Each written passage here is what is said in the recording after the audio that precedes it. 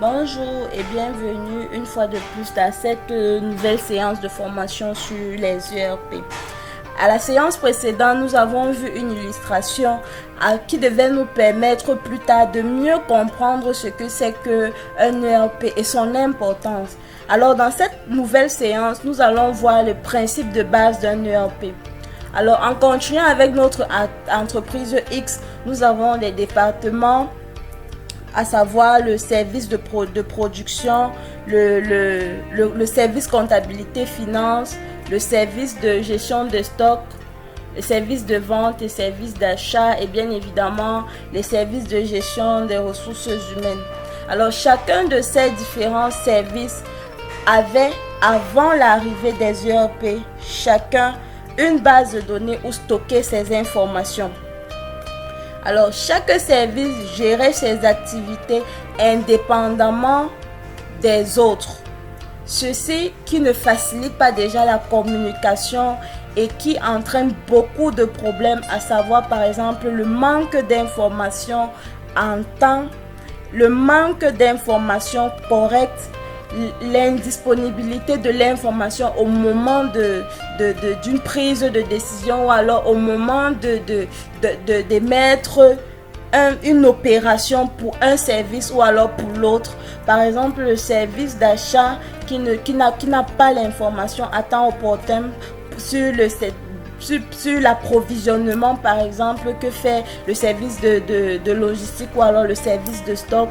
Nous avons également le service de comptabilité qui ne peut pas avoir à un moment donné toutes les différentes factures qui ont été par exemple éditées dans le service de vente. En fait, ceci crée beaucoup de problèmes et ne facilite pas le travail parce qu'il y a excessivement une perte de temps, l'information qui n'est toujours pas bonne ou alors la recherche est constante de l'information. Alors, l'ERP vient ainsi regrouper tous ces différents services ou alors toutes ces différentes fonctions en une seule, de manière à centraliser toutes les informations dans une seule et unique base de données, de manière à ce que à un moment donné, le service d'achat ou alors le service d'approvisionnement, de production ou encore le service de gestion des ressources humaines puissent avoir la même information au même moment.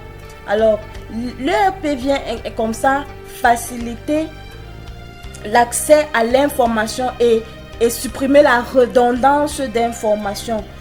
Vient également supprimer ainsi la perte de temps et accélérer la productivité parce que l'information est disponible à tout moment et tous les différents processus sont concentrés au sein d'un même système d'information.